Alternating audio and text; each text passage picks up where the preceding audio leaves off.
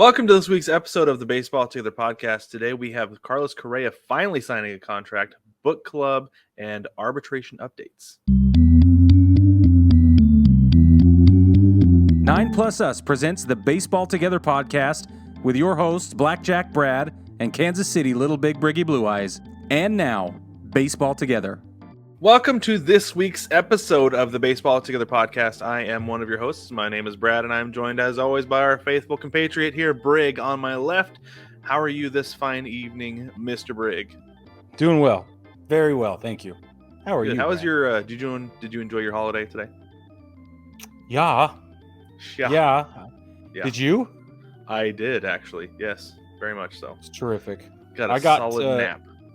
Yeah, I got a chance to do some personal time, which I don't get very often. It was awesome. And I also got to explain to my child who Dr. Martin Luther King was. That was pretty cool. She's 6, and that was a really interesting conversation. I bet it was. You know what we've been doing? We've been checking out biographies from the library. Yeah. Like kids length, right? Like that Who's Who series or whatever. Who was something like that. Yeah. Yeah, Like and it helps that Wilson likes to watch pages. that show on whatever channel it's on too, the Who Was show. Mm-hmm. Anyway, Yeah. anywho, let's get into this. There's not much, but we're going to stretch it out anyway. Okay. First things first, Carlos Correa has finally signed a contract. He signed a deal with the Minnesota Twins. Mm-hmm. And I think it's friggin' hilarious. He got 6 years, $200 million. It could be worth up to $270 million. This offseason, he has agreed to 31 years and $865 million in contract money, but he's getting like such a small fraction of that. Yeah. It's mind-boggling. It's half the length that all the other teams were offering him. Mm-hmm. It's literally half. I was shocked. It is shocking. And this is one thing that Scott Boras released a statement. He said, I don't understand the Mets. I gave them all the information. We had them talk to 4 doctors. They knew the issue the Giants had, and yet they still called the same doctors the Giants used for his opinion. There was no new information, so why negotiate a contract if you're going to rely on the same doctor? I say tosh. It was different with the Giants because a doctor had an opinion they didn't know about, but the Mets had notice of this. They knew the opinion of the Giants. So why did you negotiate when you know this thing in advance? He said it was really, really stressful for Carlos and his family. I'm not surprised it was stressful. That I'm sure it was. But totally you know what, though? That. Honestly, I feel like the one who's putting him through the most stress, Scott Boras. B. Yeah, Scotty B. Exactly. I agree. Yeah. So I don't know. I am a little bit shocked that a Scott Boras client settled for 6 years. Mm-hmm. That they legit in this market, yeah, and that because they. No, go ahead. Well, he could have taken less money and gotten a longer contract. Yeah, right. And I wonder if the Mets were willing to go like 8 years. Yeah, right. But they were just like so fed up. They're like, no, we're going to go somewhere else. I don't know. But so I thought this was interesting that this is David Sampson explained on his podcast. Nothing personal. Nothing personal with David Sampson. He explained how physicals work. Mm-hmm. I did not know this. I always assumed that it was a checklist, right? Doctor goes down the list. Check shoulder, check your hips, check your knees, check your legs, blah, blah, look at medical your history. X-rays, MRIs, all that stuff. We're looking for this, and this. That is not how it works. A doctor goes through, performs a physical, and then presents the information to the team owner and the general manager and says, this is what I found. The owner and the general manager look at it and say, okay, this might be concerning. Doc, what's the prognosis for this in 6 years from now? Well, based on what I've seen, this could happen, this could happen. He could be fine. Yeah. Right. So what happened was this doctor the Giants used for the physical, this one guy, apparently, from what it sounds like, is like, this is a bad injury and it could raise its ugly head again down the road. I'm assuming what he said, like what I said last week with my dad, how he had a bad break and almost 20 years later, it's still bugging him, Mm-hmm. Yeah. So I wonder if that was something that came up, is that like it might not bug him now, but you have him play in a cold weather city like New York, or even a cool weather city like San Francisco. Yeah. And he's 37, 38. It's going to bug him. Okay, but he's playing in Minnesota. I know. And the Twins are like 6 years. Yeah. Yeah. That's interesting. So why would they not go for a clean physical, like 0 soup to nuts, the whole thing? Let's check everything start to finish. That's weird that they don't have a checklist like you were talking about. Yeah. I don't know. I think it's just because not everybody's going to fit the checklist. Like, I think if you had a checklist, nobody would pass. Maybe that's everybody's true. got something, especially you play sports long enough. You're 30 years old. Everybody got something. Yeah. 100%. Right. Everybody's had at least one surgery at that point. Yeah. Yeah. So I think that's why. But no, I thought that all along it was a checklist. But I thought that one thing I really liked about this, though, I've been saying for years, I don't understand why teams go out there and they bid against themselves when a guy is demanding a 10-year contract, but nobody else is offering it, and they go do it anyway. Right. Right. I've never understood that. And this was the Twins being like, from the very beginning, we will not give you more than 6 years. Right. Will not. And then these other teams, they go and do it, but they don't like what they see. And then the Twins are like, and here's this for you. Yeah. All along. We said. Yeah. And he had to take the offer on the deal, or offer on the table. And I'm curious if maybe owners will get smart and stop bowing to the demands of the agent and just give what they want to give. Right. Like, because if it's not there, they can't can offer you. Yeah. Right. And I understand collusion, right? If owners are in the owners' meetings in the winter, they're like, okay, we're not going to give anybody more than 7 years. Like, that's collusion, right? You can't do that. Yeah. Totally. Yeah. But if it's kind of an understood thing, like, that's where we're going to max out. Yeah. It becomes the new normal. And I've said for years, I think the NBA does it right. They have maximum lengths of contracts. Yeah. And it's stipulated. Yeah, exactly. And they can give a guy an extra year if he signs with his team that drafted him. Yep. But that's it. And I think that's huge. It's huge. Like if MLB came in and said, we're going to cap the number of years you can make a contract, but if you sign with the team that drafted you or the team you're with currently, then you'll get an extra year. Guys, they eat it up. Guys, stay put. Which is what we want. Exactly right. Let's make it clear that Brad and I want guys to stay put for long-term contracts. Yeah, exactly right. We do. And I would prefer to have a homegrown guy who's really good stick around than have somebody else come in who's not as good, but it's his only option. Right. Okay, so let's war game this a little bit. Can you imagine Julio doesn't sign that extension? Okay. Right. And at the end of his arbitration eligible years, he goes and gets poached by Houston or San Francisco even, or whatever, because he likes the climate. I don't know. Well, I mean, that would be with the amount of money. I feel like San Francisco would be realistic with the amount of money they threw at Correa and Judge this offseason. Right, that's what I mean. So, they go out there and they throw all this money at Julio and go somewhere else. No, it's bad for Seattle. Everything about that's bad for Seattle. And because it's bad for an entire fan base, it might also be all the way bad for baseball. Uh-huh. Yeah. Not it is every time, but depending on how it goes, that it could be very bad. Yeah, it would be bad. I mean, you look at, I know Ken Griffey Jr. asked for a trade. Yeah. But that was not good for the fan base. No. The A-Rod, none of them. But it was more forgivable than A-Rod leaving because the Mariners couldn't give the money that Texas could. They still hate A-Rod in Seattle. Rightly so. I think last time I was there 7 years ago, people were still throwing money out of the rafters when he was a Yankee. You're kidding me. No, I think people still have Monopoly money they were throwing at him. Because that's what they did the first time he came back after he left. Yeah, there was just Monopoly money everywhere. That's hilarious. And that they still do it is even funnier. Yeah, I know. Yeah, that should be a thing always. Yeah. The highlight of his career. Monopoly money. Oh, here's some garlic fries and some strawberries and some your Monopoly, Monopoly money. There you go. Welcome to Seattle.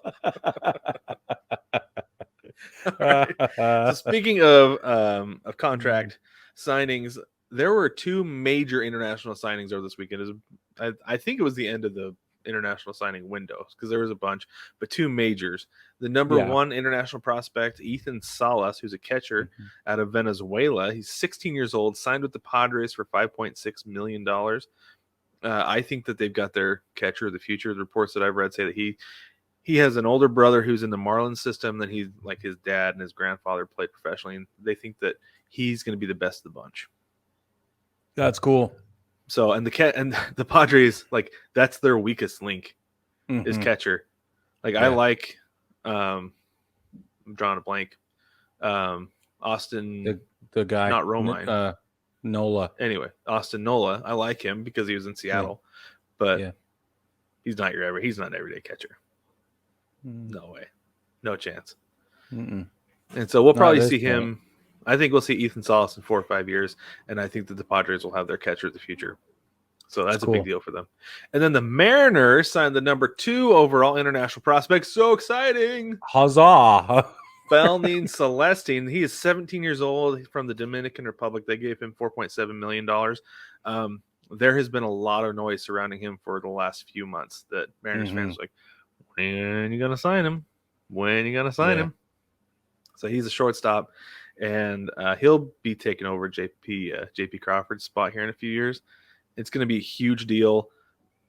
I was talking with Jewel about this, and I was like, he's the Julio Rodriguez of the infield. He's a switch hitter. There are like no Jewel. He's like, they say there's like no holes in his game. Wow. So, yeah. So huge deal signing him. Yeah, exactly. Let's hope he stays. Yeah. No kidding. So hopefully he stays on that trajectory, on that path, and when he takes it to the big leagues, that's going to be another World Series title, potentially. Yeah. According to that prediction we saw. That's right. Where y'all are going in 27 or whatever? 26. 26, is that what it was? Yeah. So 23 and 26, that'd be pretty cool. I would be super down with that. My goodness. Might retire from sports. You might have to. Yep. Don't though, okay? Yeah. Don't do that. Anyway. So, all right, we had an interesting thing go down this week with the Cardinals. Matt Holliday resigned as the Cardinals bench coach. I'm pretty sure he went to go touch home plate, but he says otherwise. No. He was only there for 2 months. And man. this is what he said. He said, in theory, 4 months out, it seemed like something I wanted. As it got closer, I just felt like I stopped playing baseball because I didn't want to miss all the things you miss. When you say yes to something, you say no to something else. I thought that was very insightful and a great thing to say because as a dad, we both absolutely get that, right? 100%. We have that conversation all the time. Like I wake up to that conversation every day. Yeah. Because I literally every day have to say, nope, I'm doing the right thing. Yeah, I know. Like there are so many things that like I want to do that I have to put on the back burner because I don't have time for that right now. I cannot. I've got to finish projects A through G before I can start projects F through P at all. Dude, I did that to myself today. I was like, I could write a collection of short stories. Nope. Finish the novel. Then you can write a collection of short stories, big dummy. It's exactly right. So funny. And so I absolutely respect his decision and his insight as to why he did.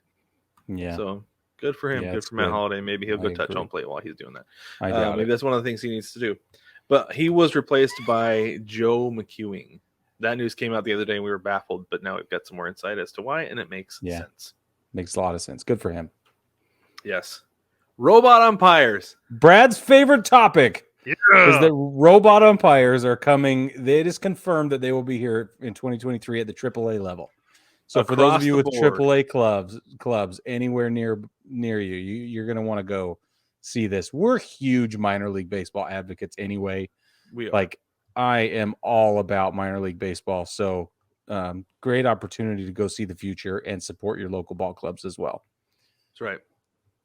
So last cool. year there were select clubs that had the robot umpires, but not everybody did. But this year, it's all across the board. Like I said, it's getting closer to Major League Baseball. I feel like the fact that they're going across the board means that they've worked out a lot of the kinks. Yeah, they had to have. I would think so.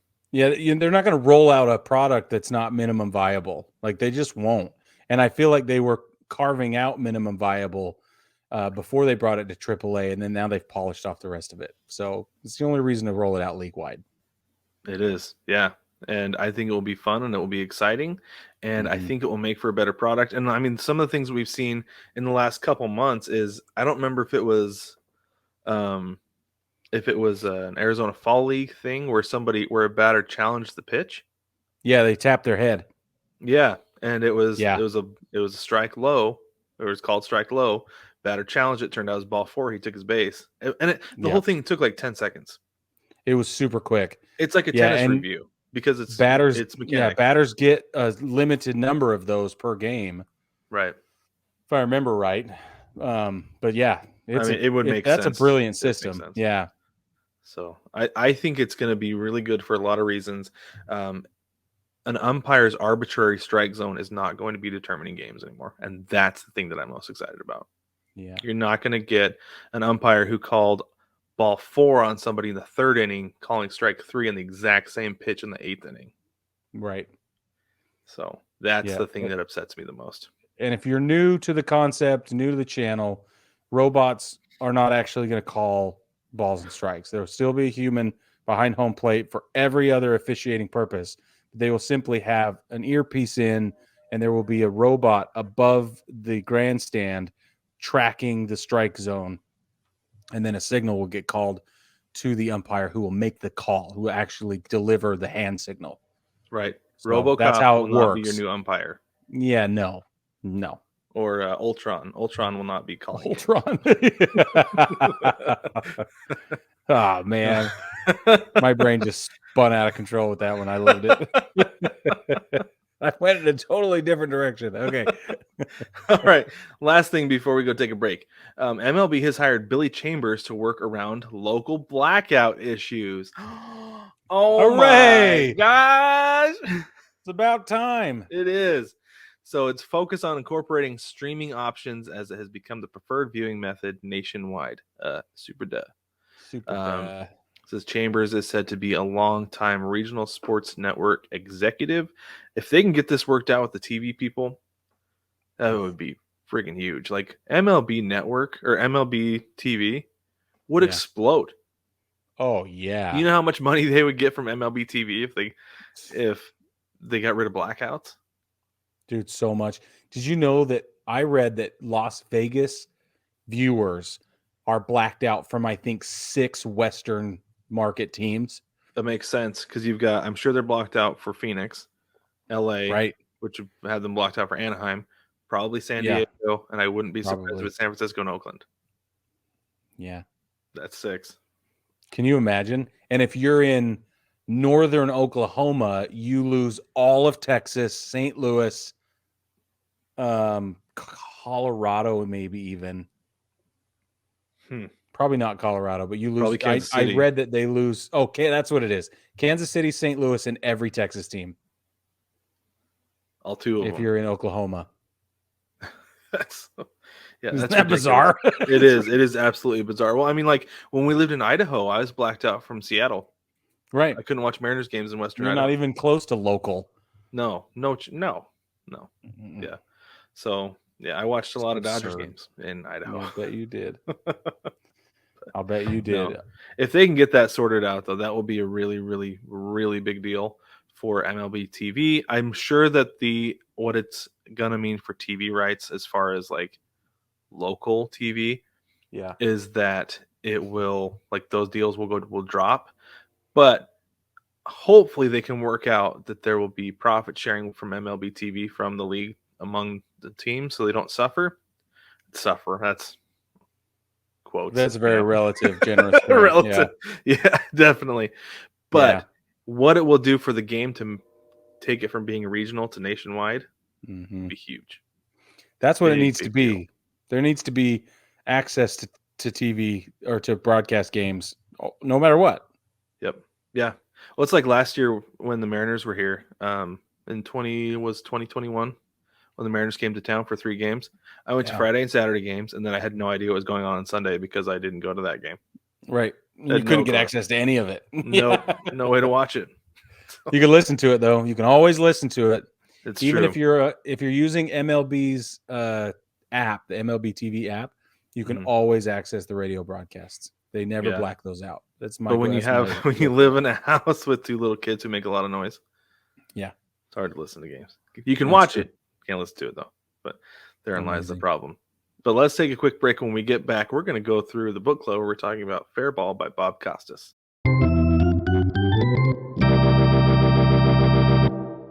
Welcome back, baseball family. For those of you paying attention, we are reading a book as a group.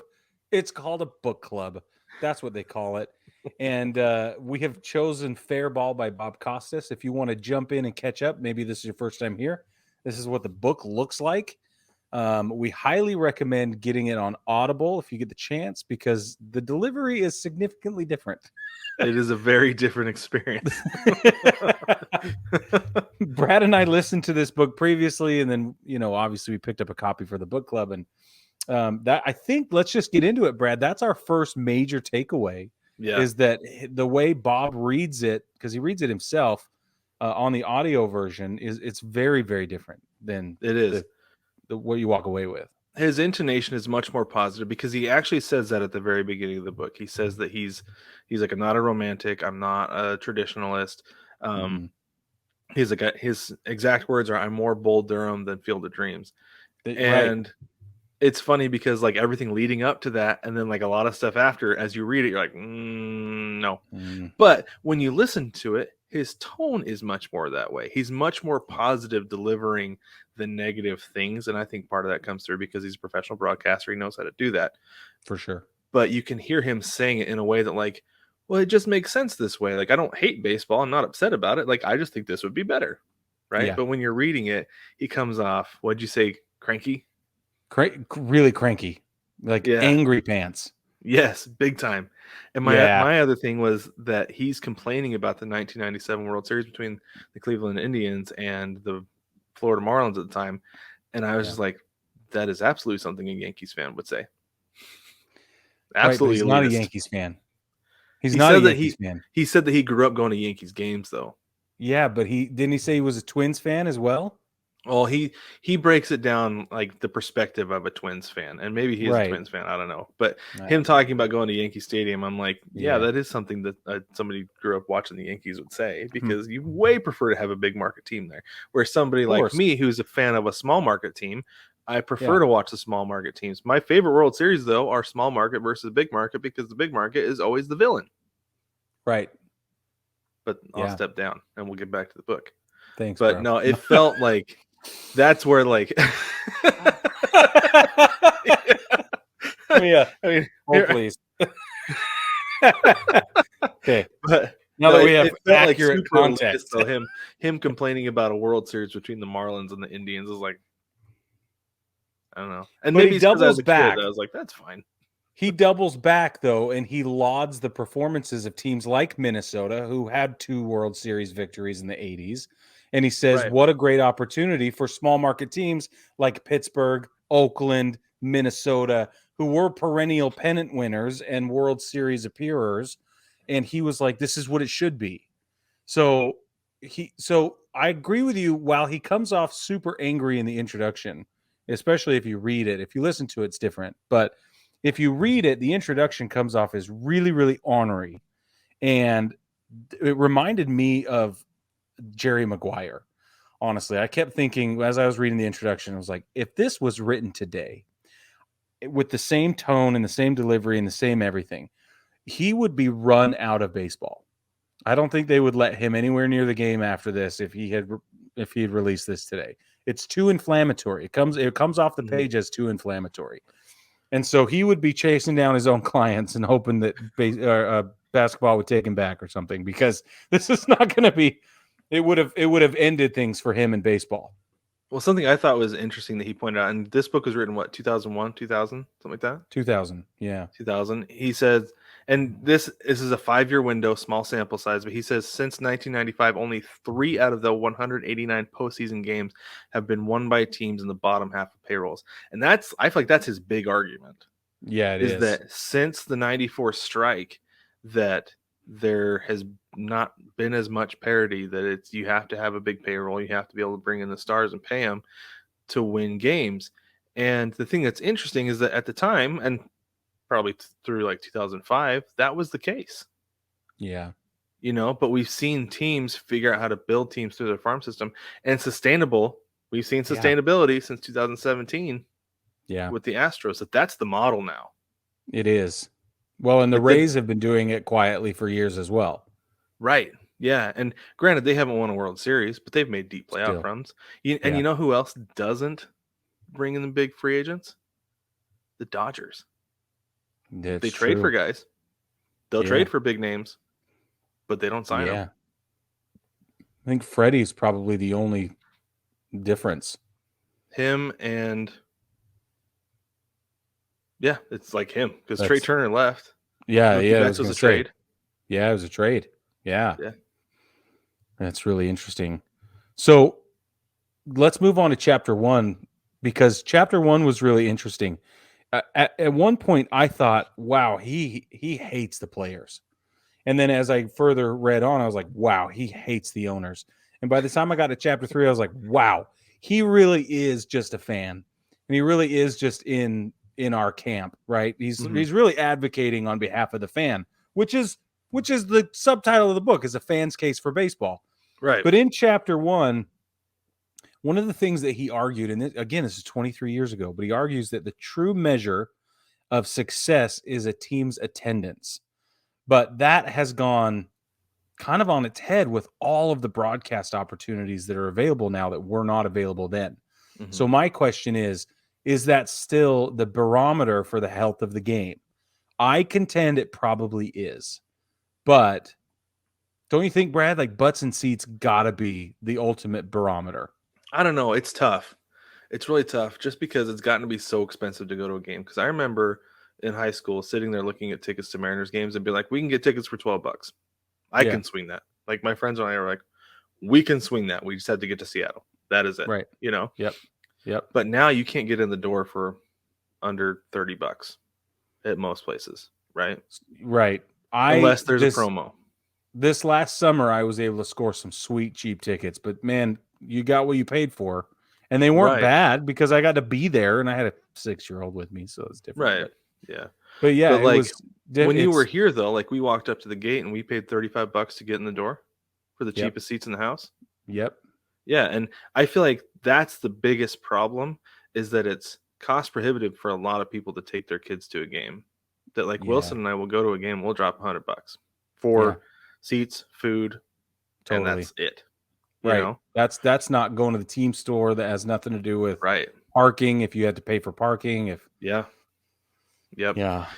I think that's the biggest problem. So instead, it's easier and cheaper to pay for MLB TV and watch games at home.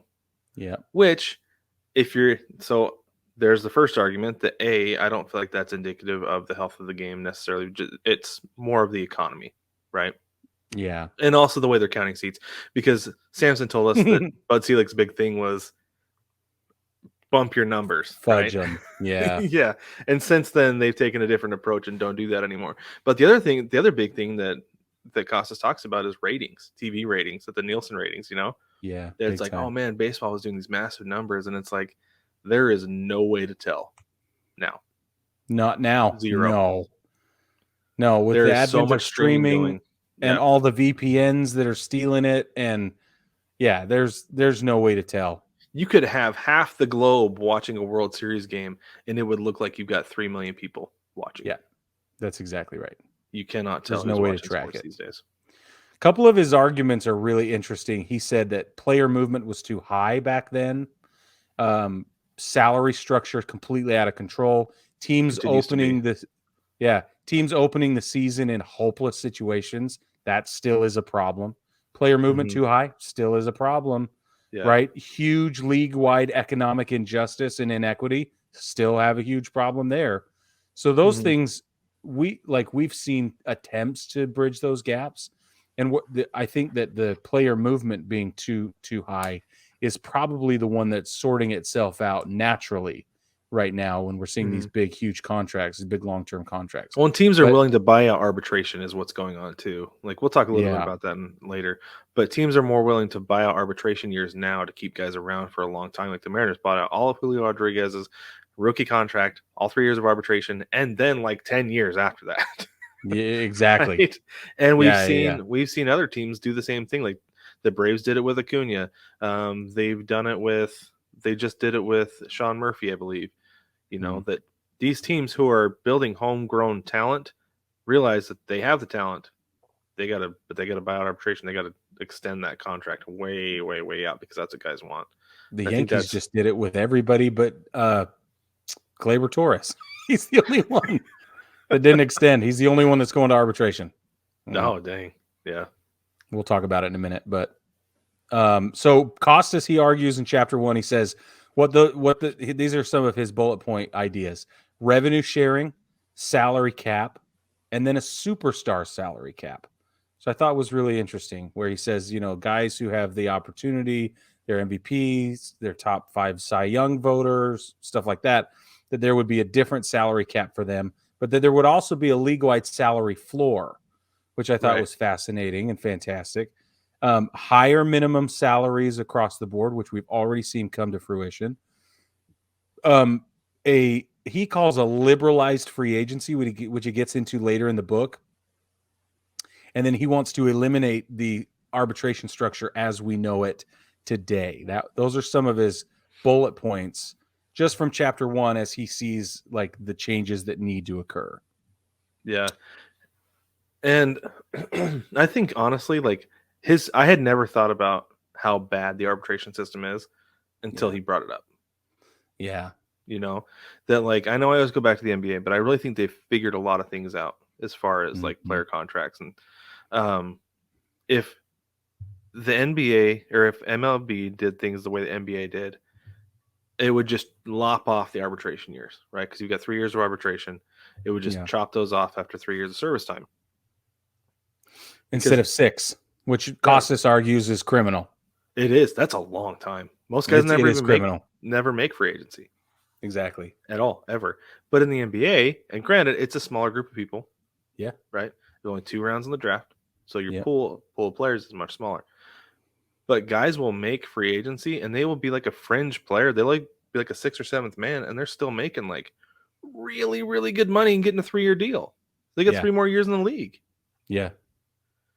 So I think if they were to lop off that arbitration, I think he's got a great point that would be huge for the players. And I bet that they would give so many other concessions. I bet they would probably agree to a salary cap, because then by nature you have to have a salary floor, which I know the owners don't want, but if they're getting rid of arbitration. It's funny that you bring up the NBA because so does Bob Costas, and he actually comes after baseball for following the NBA's guidance on the playoff structure. He says that the NBA is the reason that the playoffs in Major League Baseball look the way they look today, and was because of this. What? And it's fantastic. Yeah. Bob Costas is against it. Brad thinks he's wrong. He said, though I had been critical of, this is on page 6. I have this highlighted in my Kindle. It says, though I had been critical of the wild card system and 3. He's going back to the. Never mind, that's the wrong spot. He's going back to the World Series between the Indians and the Marlins. Yeah. But anyway, he's been critical of the wild card system. I think at one point he calls it an abomination. He did. Yeah, he called it an abomination. Yeah. Yeah. And I was like, man, I don't think so. Well, and I don't think it was. I like the old school pennant races just as much as he does. I think it was exciting. It was steeped in culture. There I go, also being accused of being a purist, which I've agreed is not far from. I'm far more on the romantic side. I'm way more Field of Dreams than I am Bull Durham, for sure. That I'm right there. But at the same time, though, I think that the way they handled it this last season was probably as good as it's ever been. With playoff expansion? Yeah, with the expanded playoffs and allowing for a bye week or a bye series for the best teams. And at letting everybody else duke it out at the bottom, I thought was awesome. It worked out. It was so much more fun. Yeah, and I think the bye is a solid reward. I just think that like the 3 divisions makes sense geographically, and adding in the wild card, like you kind of have to, right? But you're still rewarding the teams that win their division because the best team in the league still gets home field against the wild card team. Yeah. But because it's baseball, anybody could still win those games, Right. you know? But and I'll say the same thing I always say about expanded playoffs. The more teams you let in, the longer teams are relevant and the more meaningful games you have through the entire year. Yeah.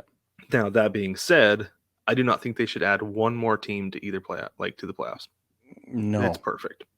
It's the way it's set up right now is where it needs to be. It's the sweet spot. And I think even adding 2 additional expansion teams should not automatically trigger any adjustment to the current playoff format. Right. Yeah. Because it's funny because he criticizes, like you said, he criticizes the NBA and criticizes Major League Baseball for following the NBA. And the NBA has really opened things up that now, rather than letting in the top 8 from each conference, they have a couple playing games. So you've got 10 teams from each conference that has a shot at making the playoffs after the season, like the day the season ends. That's 2/3 of your league. Yeah, that could be in that are playing for the playoffs, like, which is insane. That's too much. Too much. Makes no sense to me. Yeah. Yeah. Let's move on to chapter 2 really quick, just for the sake of brevity, because I thought this was really interesting. Chapter 2, he goes into what actually happened. So chapter 1, he says, this is what should have happened in the 1993 leading into the potential strike and then the actual strike. And in chapter 2, he says, and this is what actually went down. And I don't want to get too deep into what actually went down because I feel like we've talked about it a lot. But his perspective that really got me, I should have written down the page number, but I'll quote it. He says, the worst part about the strike in 94 is that it forced many fans to conclude that the owners and the players had little but contempt for the game of baseball, saw it largely as a money-making instrument. And then he goes on to say that post-strike baseball was far less worthy of fans' devotion. I don't know. I feel like what happened after the strike financially was inevitable. Just because there's so much money involved with live TV rights, it was going to happen. Like, because that's where players get paid. Players get paid from TV rights, and it's one of those bubbles that eventually it's going to burst. And I think it's going to probably burst with getting rid of blackouts. Yeah. But it's continued to get bigger and bigger and bigger over the years. Like, I mean, think about it. Before, we just had the 3-4 major networks, right? 3 of them maybe, between I guess 4 with CBS, Fox, NBC, and ABC, right? We're contending, and then you've got cable, and then you've got TBS, ESPN, all that, and so it gets bigger because channels or stations are like, well, we'll pay you this much so we can have it. So it gets bigger and bigger. But now with streaming platforms, now you've got Amazon Prime, who's streaming NFL games. I wouldn't be surprised to see them get into it, throw some more money in the pot. Apple TV has thrown money into the pot. Peacock has thrown money into the pot, right? So that pot continues to grow and grow and grow, and players are continuing to get paid more and more and more because of it. Way more. Crazy more. Yeah. Yeah. So I feel like it's inevitable, and we were just seeing the tip of the iceberg post-strike because it was starting to get so big. The problem is coming back to teams that begin the season with zero hopes of making any dent in the playoffs, like zero. And we've seen since this book was written, not only do teams not have hopes, but they also plan for it. They're orchestrating their demise and tanking for a couple of years just to ensure that they have a better opportunity to build up their system and to save a little money on the side and whatever else there is going on in there. But I feel like that part of the problem that he points out got way, way worse, and it has not still gotten better. Right, because teams like the Pirates still continue to not contend. The Astros still don't spend a lot of money. I remember, I think it was like 2015 or 2016, where they were named the most profitable team in Major League Baseball. Yeah. Because they're paying like $5 for every one of those players. Yeah. Everybody was on a minimum contract or a rookie contract. But in the same division, you go up to Oakland, and they can't win a ball game to save their lives. Forever. They're literally like, you can't even clean the bleachers because they can't pay people to clean the freaking bleachers. Or now they're looking at getting evicted. You know what I mean? It's like, yeah, and this is one of the things too, is that like the Mariners fans know how much the Mariners get every year from TV money, from Root Sports, but that number does not match player salary, right, at all, not even close, right. And that's one of the frustrating things as fans, is that you see money coming in, but you're not spending it because, and I understand there's other expenses. You got to pay your GM, you got to pay your assistant GM, you got to pay your scouts, you got to pay everybody, right? Yeah. But at the same time, though, like that should be another part of the budget, is what it feels like.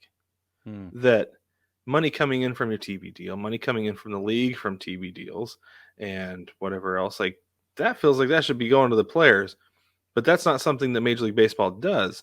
Again, NBA, NFL, even, I want to say that they agreed to like 49-51 split. They did. They maybe 48-52.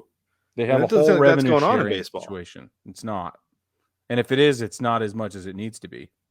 Right, because if it is going on, these teams are still somehow pocketing that money. Yeah. Well, okay. So that gets perfectly into what he says in Chapter 3, and then we'll wrap it up after Chapter 3. But he says Major League Baseball is less like 30 restaurants all on the same street and more like 30 franchises of the same restaurant in a chain. Mm-hmm. And I thought that was a really astute way of pinpointing, like it was a great analogy of expressing, like, we have to work together. He even says if Burger King wants to move across the street from McDonald's, test the market and see if they can hang right across the street, nobody's going to stop them from doing that. But the team in Minnesota isn't just going to move to New York, or he said, what does he say? St. Louis. We're just Kansas City isn't just going to move to St. Louis and say, like, we're just going to be the second best team in St. Louis, and it's going to be great. Right. Yeah. You don't do it. It doesn't work that way. That's why I think the idea of a third team in New York is like crazy. Mind-boggling. It's crazy. Right? Yeah, I think it's crazy. Yeah. Oh, one more thing though, like back to the TV stuff though, I laughed out loud when he said the abomination called the Baseball Network. Yeah, coming from lasted 1 year. Yeah, but it was like the precursor though for MLB Network, which has been successful, and MLB TV and everything that goes along with it. But like, of course, the guy who works for network TV is like, "Oh, what an abomination! Taking away from my airtime." Yeah, I do agree with that. I laughed so hard. I actually have a note in my Kindle. I said, "Actually, revolutionary." Yeah, we call that a disruptor in the marketplace. That's what we do. It's actually good. It's actually really good. Really funny that he called it an abomination. Right. Well, it reminded me of the guy from Network. Remember that film Network? He's like, "I'm mad as hell." You know, like that's how it reads. Yeah. Oh yeah, big time. Yeah. And one funny thing before we take a break, Abomination. You know the Marvel character. He's like the bad version of the Hulk. Abomination. Yeah. Every time I see that word, I think of Wilson when he was like 3, I think. Yeah, 3 or 4. He couldn't say it and said he would call it body racing. I'm body racing, Dad. Body racing. It was the best. That's awesome. All right, baseball family, we're going to take a quick break. But before we do, want to remind you that our next section that we're going to read will be in 2 weeks. So that will be chapters 4, 5, and 6. And we'll get those to you not next Tuesday, but the following Tuesday. So stay tuned for that. That's it's like 40 pages. It's pages 51 to 90. So pretty easy to jump in there and follow along. And Brad's got the date for us. It'll be the 31st. Outstanding. Thanks, Brad. All right, baseball family. When we come back, we're going to talk arbitration.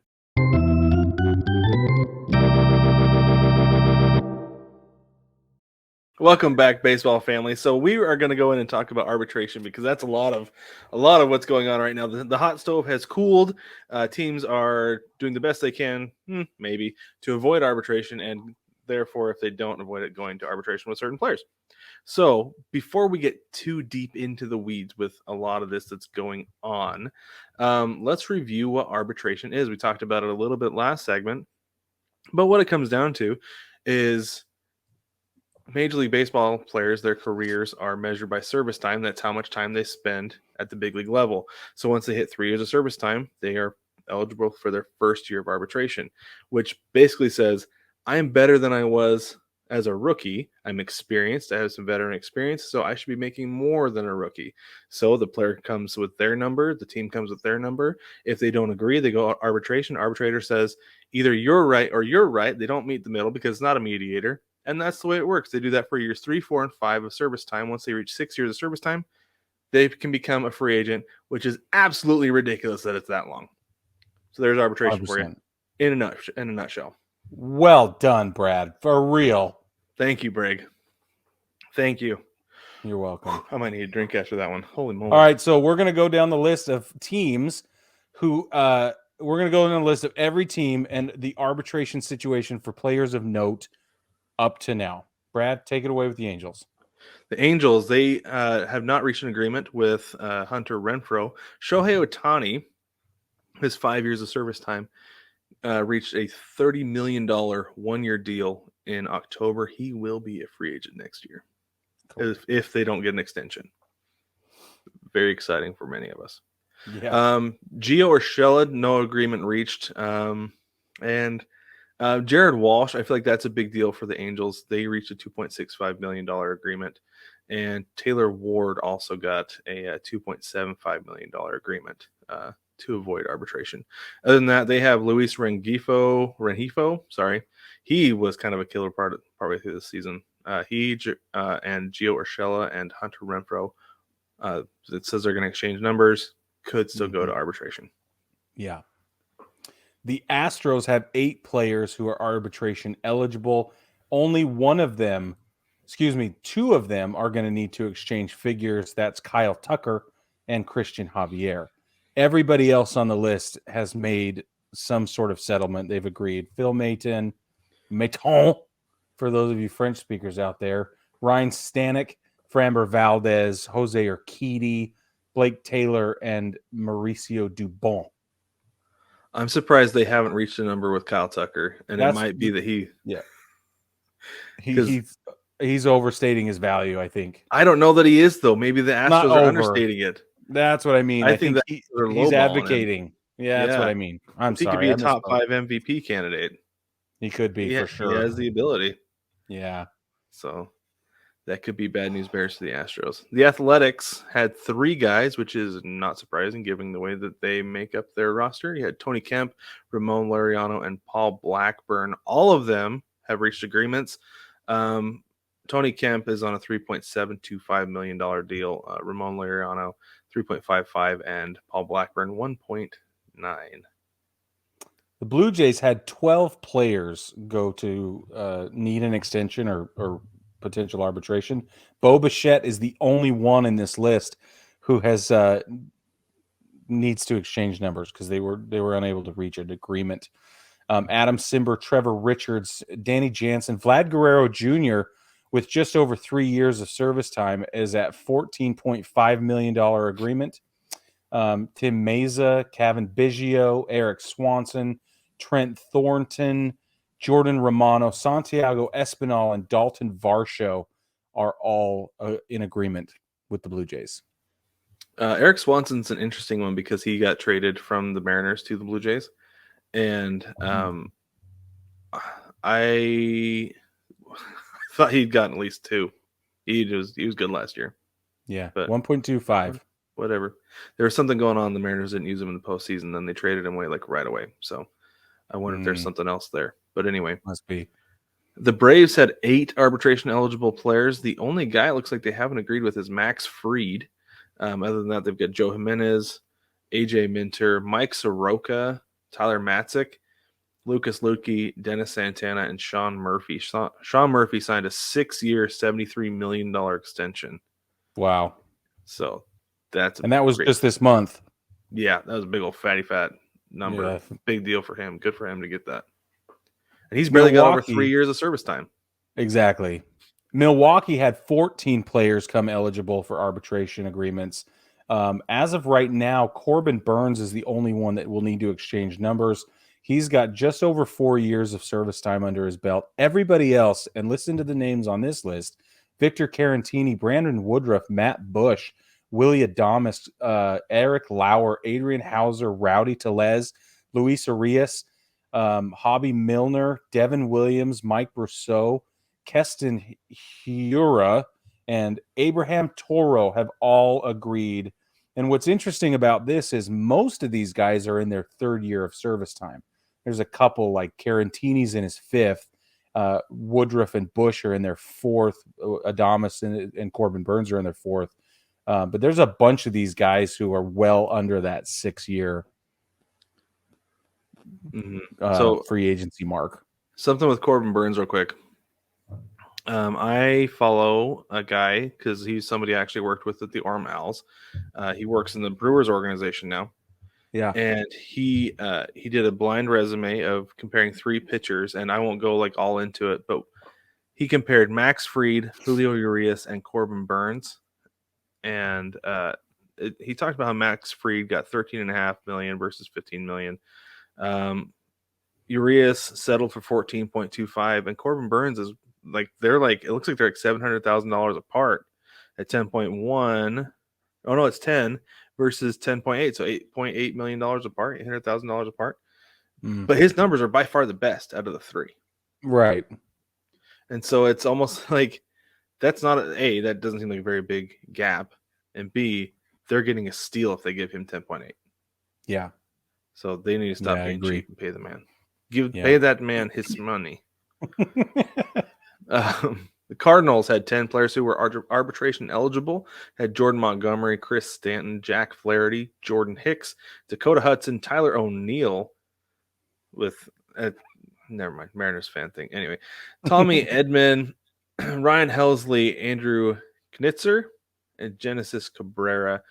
You've got Ryan Helsley and Genesis Cabrera who have not reached an agreement yet. The big one out of that group, though, is Jordan Montgomery getting $10 million, but he's got over 5 years of service time, so he's about due.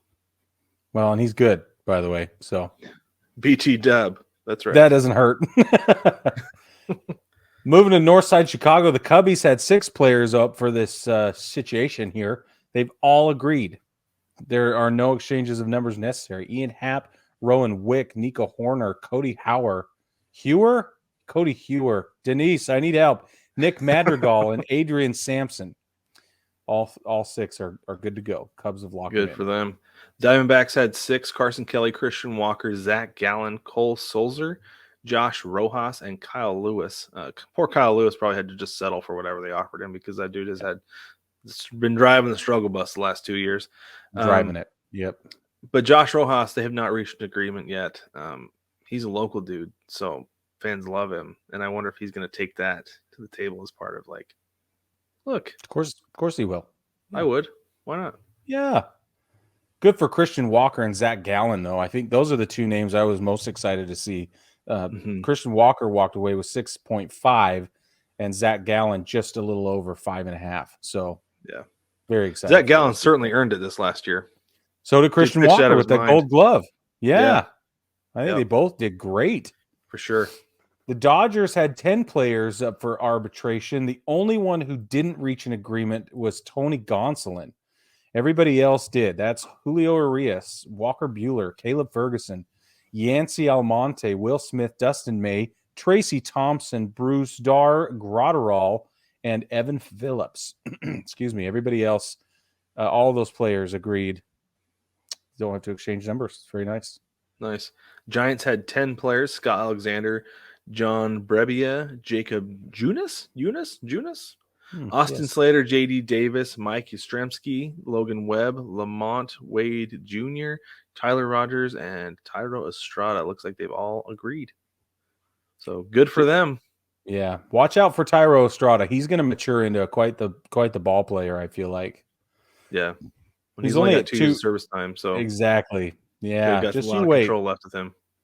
Yeah, Cleveland's baseball team yet to be renamed. We've got Ed Rosario, Shane Bieber, Cal Quantrill, Josh Naylor, Zach Plesac. That's how you say his name. Aaron Savali and James Karenchak. Wow, geez. They've all agreed to arbitration numbers to avoid arbitration rather, and they're getting paid, so it's nice. Good for Shane Bieber getting $10 million. Yeah, I That's a agree. good deal for him. And Yeah. Josh Naylor pulling down just over 3.25. With even though he's rocking his baby now, he can rock the baby to sleep in a very plush crib. Yes, exactly right. So the Marlins had 9 players: Joey Wendell, Garrett Cooper, Dylan Floro, Jacob Stallings, Pablo Lopez, Tanner Scott, John Birdie, JT Chargois, and Chargois. Jesus Luzardo. So Chargois, he actually reached a 1-year deal, so he's good. But it looks like John Birdie and Jesus Luzardo are the only guys who have not reached yet. Joey Wendell coming over from the Rays. He's going to be like the cornerstone for them for at least 1 more year, right? He's like the They dude. have to be. He needs to be. Yeah. Yeah, and at $6 million. So cheap for such a. Yeah, it's a steal. Yes, like I wouldn't say he's a $10 million guy, but what he brings to the table for the Marlins right now, yeah, it's a good deal. They need him bad. Mariners. Brad's going to weigh in on every one of these if he wants to. Teoscar Hernandez needs to exchange numbers. Tom Murphy does not. $1.625 million. Diego Castillo needs to exchange numbers. Paul Sewald does not. Dylan Moore needs to exchange numbers. Ty France does not. I'm really happy to hear about Ty France, by the way. Yeah, me too. Ty France, I think I wouldn't be surprised, honestly, if he gets off to a good start, if they extend him long term. Yeah. I'm hoping for the same thing with Teoscar Hernandez because he's going to be a free agent after this year, and I really don't want him to test the waters because he gone if that's the case. I'm hoping that the reason they haven't reached yet is because they're trying to get him to sign a long-term deal. That makes sense. I would love to have him around. Tom Murphy coming off an injury, that's like perfect for him. Paul Sewald, that's a great deal for him because when he's on, that dude is on for months at a time. Dylan Moore, it's interesting because he's a utility player. Diego Castillo was so up and down. Like he's streaky, but it's like on a week, off a week, on a week, off a week. Yeah. And so it's going to be interesting to see what they come up with him. So there you go. Cool. All those guys at the Mariners, all 6 of them. Thanks, the Brad. Mets, the Mets had 8 players: Tomas Nido, Jeff McNeil, Joey Lucchesi. Is that how you say that? Lucchesi. Eliezer Hernandez, Drew Smith, Pete Alonso, Luis Guillerme, and Jeff Brigham. You need to buy his jersey. I should. Oh, I really should. You should. Anyway, the big one there is Pete Alonso getting $14.5 million with 4 years of service time. If they don't sign, if they're throwing money around and they don't sign him to a big fatty fat long-term deal, they're fools. They need to. He should feel jilted. He should, because that's a steal. Yeah. 14.5. They need to extend him and pay that dude. Yeah. Pay that man his money. Let's move on to the Walgreens Nationals. Washington Nationals, Carl Edwards Jr. So let me just say this. Victor Robles has not figured it out. They got to exchange numbers, and he's the only one. Everybody else has exchanged numbers, or has agreed. Carl Edwards Jr., Tanner Rainey, Hunter Harvey agreed to just a 1-year deal. Victor Arano, Lane Thomas, Ildemaro Vargas, and Kyle Finnegan. Why do I get all the hard names? This is awesome. I don't know. You know what's funny though is like you go through and you see a lot of these deals like these teams and these players have agreed on to avoid arbitration. And most of them are at least $1 million, like maybe 1.5. The Nats have 2 under $1 million. Yeah, they do. Holy cow. They're just barely under, but they're not in the $1 million range. Right, but still they didn't crack the $1 million. Like And I forgot Carl Edwards Jr. was still playing baseball, but that's just me. Anyway, all right. What? It's So true. the Orioles had 6 players. The only one they have not reached with is Austin Voth. Other than that, they got Anthony Santander. Good for them for reaching with him. I think that's a good deal. 7.4. He's earned it. Cedric Mullins is getting lowballed. Austin Hayes, Dylan Tate, and Jorge Mateo. By the way, Cedric Mullins is at 4.1. Yep. That's a team friendly deal. It's because he only has 3 years of service time, but I know, but still, I know. I agree give with the you. dude like 5 at least. Yeah. The Padres had 8. They've agreed with every one of them. Josh Hader, Juan Soto, Tim Hill, Jose Castillo, Austin Nola, Trent Grisham, Adrian Morajon, and Jake Cronenworth. All of them have agreed. No problems there. One noteworthy one, two, Jose Castillo, $730,000, and Adrian Morajon, $800,000. Well, Juan Soto is $23 million. He's got 4 years of service time. I wonder if they're just going to sit. I would. I'd wait. Yeah. If he does well, reevaluate. If he doesn't, let him go. Yeah. Yeah, because maybe San Diego's not a good fit for him. But yeah, they've got 2 more years of control on him. So yeah, we'll see what happens. They have no reason to extend him if they don't want to. The Phillies had 8 players. They have not agreed with Jose Alvarado and Sir Anthony Dominguez.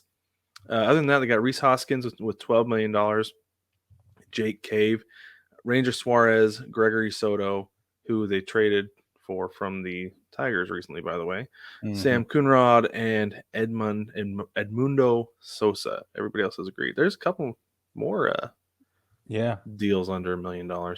But economical.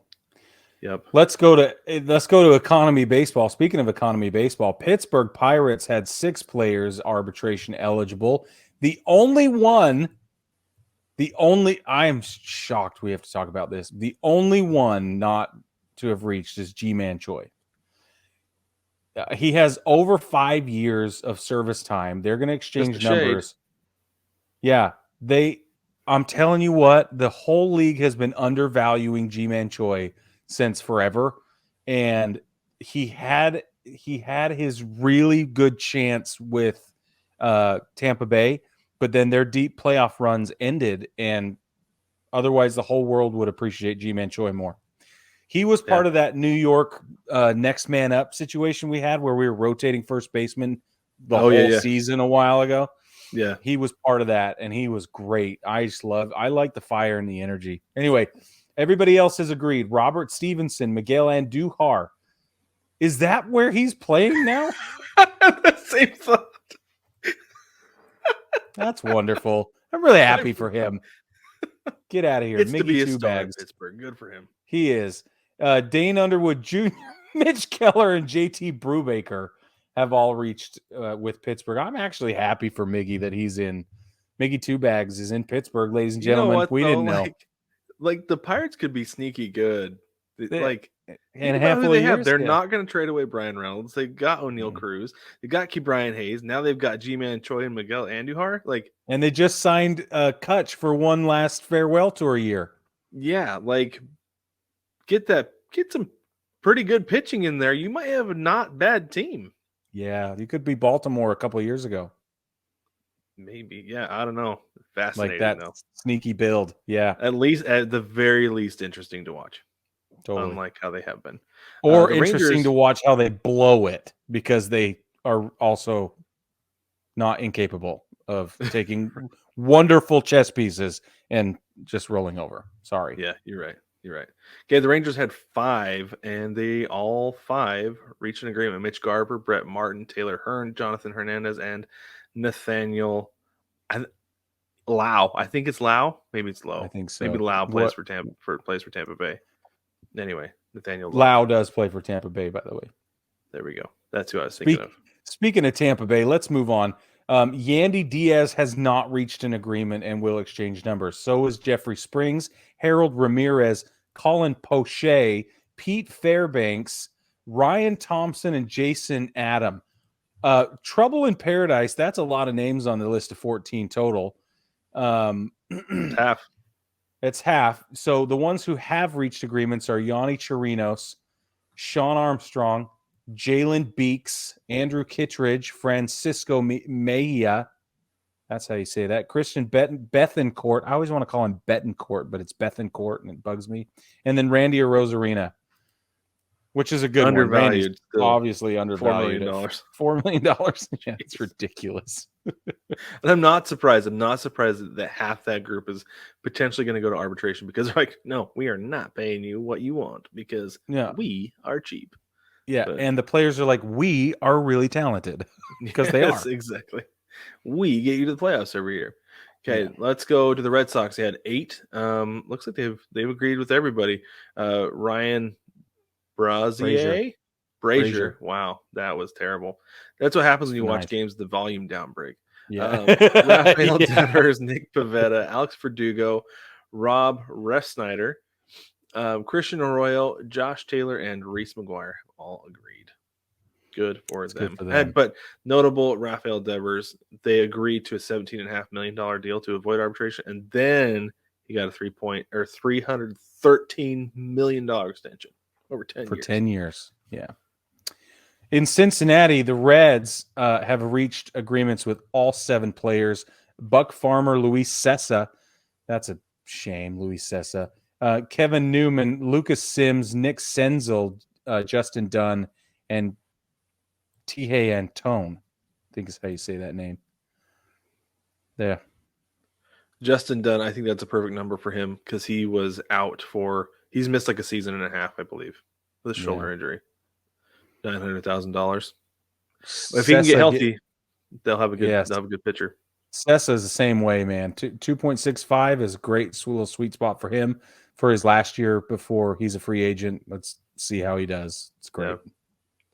The Rockies had 5 players. They've reached with all of them. Brent Suter, Danielson Lamet, Tyler Kinley, Austin Gomber, and Brendan Rodgers. I do not follow the Rockies even in the slightest, so I don't know about any of those guys. Cool story.